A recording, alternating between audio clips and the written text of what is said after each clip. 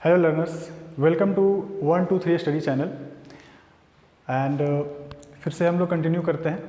और पिछली वीडियो में हम लोगों ने देखा था ज्योग्राफी क्लास 9th की एनसीईआरटी जो हम लोग पढ़ रहे हैं, और ये थी हमारी पहली chapter first, India size and location. तो कल हम लोगों ने इंडिया के लोकेशन के बारे में पढ़ा था। और लोकेशन आपको जैसे मैंने बताया था कि आप किसी भी जगह का लोकेशन लॉन्गिट्यूड लैटिट्यूड से ही निकालते हैं, तो इंडिया का भी लॉन्गिट्यूड लैटिट्यूड कल मैंने आपको बताया। आप उस वीडियो को देखें तो आपको रिमाइंड हो जाएगा। और हाँ, आज हम इंडिया के साइज़ और इसके कुछ चीज़ों के बारे में जानते हैं। तो इंडिया का जो साइज़ है, तो ऐसा मैंने कुछ यहाँ टॉपिक पहले से लिख के रखा है। तो ये है पहला, land mass of India has an area about 3.28 million square kilometre. Bharat का जो लैंड मास है, मतलब भारत का जो एरिया है, वो लगभग 3.28 मिलियन स्क्वायर किलोमीटर का है। मतलब इसका पूरा फैलाव, पूरा एरिया 3.28 मिलियन स्क्वायर किलोमीटर का है। India area is about 2.4% of the total geographical area of the world. Geographical area of the world.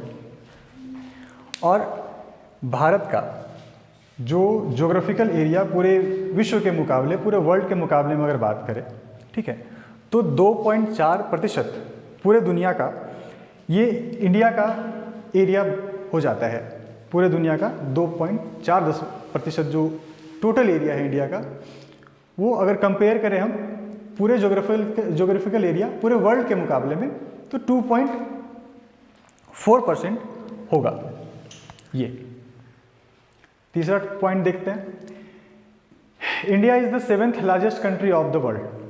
India पूरे दुनिया में 7वें स्थान पे है और 7वीं सबसे बड़ी कंट्री है। 7वीं सबसे बड़ी कंट्री है पूरे दुनिया की। भारत दुनिया की 7वें सबसे बड़ी कंट्री है। अगला हमारा पॉइंट ये रहा, India's land boundary is about 15,200 km and the coastline area including Andaman, Nicobar and Lakshadweep is 7,516.6 km। Bharat के सिर्फ बाउंड्री की बात करें, अगर भारत की सिर्फ बाउंड्री की बात की जाए, चारों तरफ की बाउंड्रीज की बात की जाए,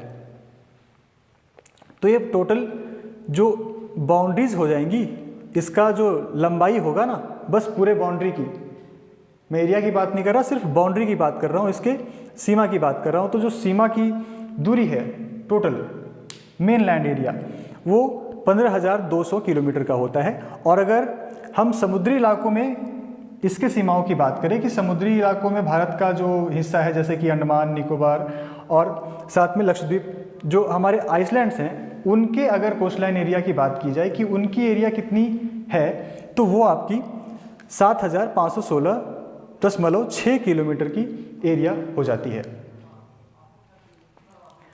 और लास्ट एक आखिरी पॉइंट मैं आपको ये बताना चाहूँगा, from Gujarat to Arunachal Pradesh there is time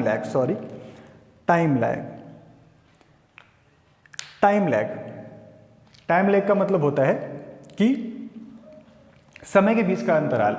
अगर आप पूरे दुनिया में ट्रैवल करते हैं तो आपको ये पता होगा कि अगर किसी एक राज्य से दूसरे राज्य में, जो कि बहुत ज़्यादा दूर हो, या फिर एक देश से दूसरे देश में, ये देखने को मिलता है कि दूसरे देश में आप जाते हैं तो वहाँ पे समय में अंतर पाया जाता है, समय में डिफरेंस पाया जाता है।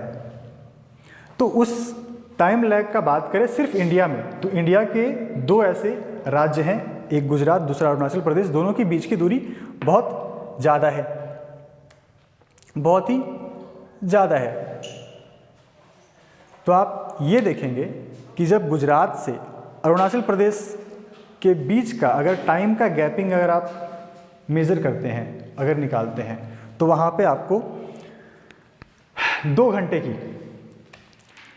घंटे की गैपिंग या लैग आपको देखने को मिलेगा।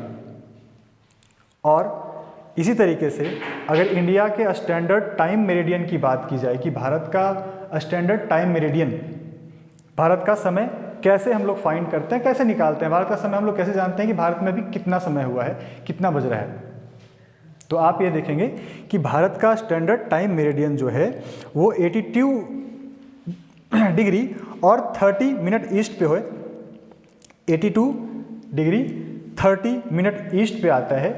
और ये जो लाइन है, ये जो मेरिडियन लाइन है, मतलब आप ये कहेंगे कि ये जो मेरिडियन लाइन है, मतलब ये जो लॉन्गिट्यूड है, मेरिडियन लाइन भी एक लॉन्गिट्यूड होता है। आप लोगों ने पढ़ा होगा तो आपको पता होगा कि मेरिडियन भी एक लॉन्गिट्यूड लाइन होता है।